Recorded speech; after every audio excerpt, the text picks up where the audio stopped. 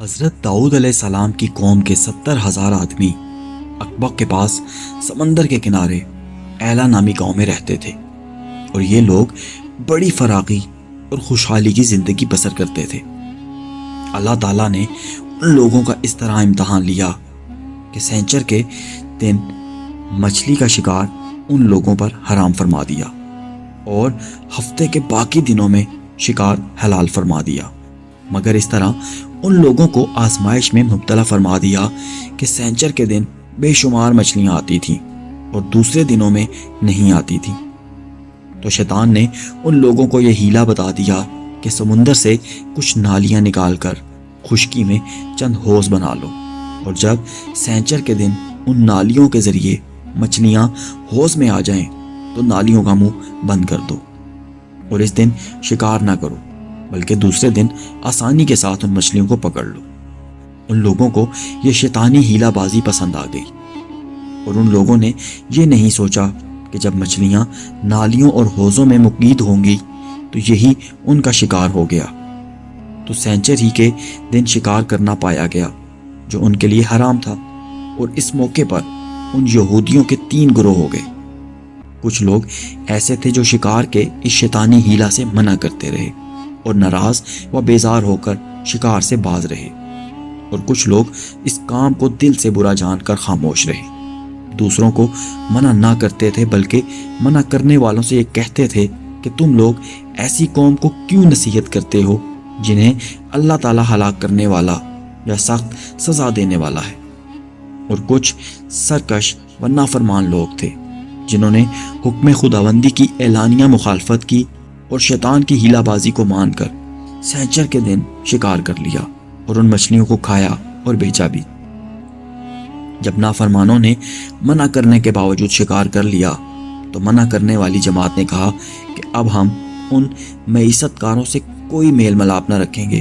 چنانچہ ان لوگوں نے گاؤں کو تقسیم کر کے درمیان میں ایک دیوار بنا لی اور آمد و رفت کا ایک الگ دروازہ بھی بنا لیا۔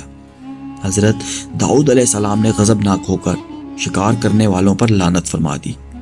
اس کا اثر یہ ہوا کہ ایک دن خطا کاروں میں سے کوئی باہر نہیں نکلا تو انہیں دیکھنے کے لیے کچھ لوگ دیوار پر چڑھ گئے، تو کیا دیکھا کہ وہ سب بندروں کی صورت میں مسخ ہو گئے۔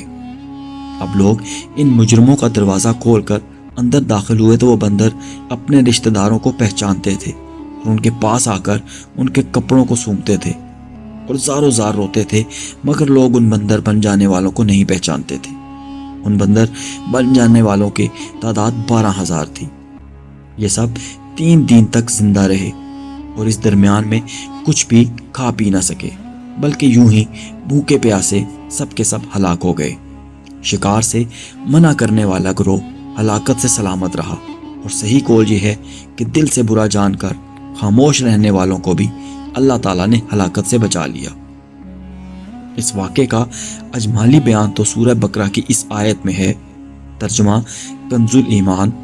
اور بے شک ضرور تمہیں معلوم ہے تم کہ وہ جنہوں نے ہفتے میں سرکشی کی تو ہم نے ان سے فرمایا کہ ہو جاؤ بندر دھتکارے ہوئے۔ اور مفصل واقعہ سورہ اعراف میں ہے جس کا ترجمہ ہے، اور ان سے حال پوچھو اس بستی کا کہ دریا کنارے تھی، جب وہ ہفتے کے بارے میں حد سے بڑھتے، جب ہفتے کے دن ان کی مچھلیاں پانی پر تیرتی ان کے سامنے آتی، اور جو دن ہفتے کا نہ ہوتا نہ آتی۔ اس طرح ہم انہیں آزماتے تھے ان کی بے حکمی کے سبب۔ اور جب ان میں سے ایک گروہ نے کہا کہ کیوں نصیحت کرتے ہو ان لوگوں کو جنہیں اللہ ہلاک کرنے والا ہے یا انہیں سخت عذاب دینے والا ہے، بولے تمہارے رب کے حضور معذرت کو اور شاید انہیں ڈر ہو۔ پھر جب وہ بھلا بیٹھے جو نصیحت انہیں ہوئی تھی، ہم نے بچا لیے وہ جو برائی سے منع کرتے تھے، اور ظالموں کو برے عذاب میں پکڑا، بدلہ ان کی نافرمانی کا۔ پھر جب انہوں نے ممانعت کے حکم سے سرکشی کی، ہم نے ان سے فرمایا ہو جاؤ بندر دھتکارے ہوئے۔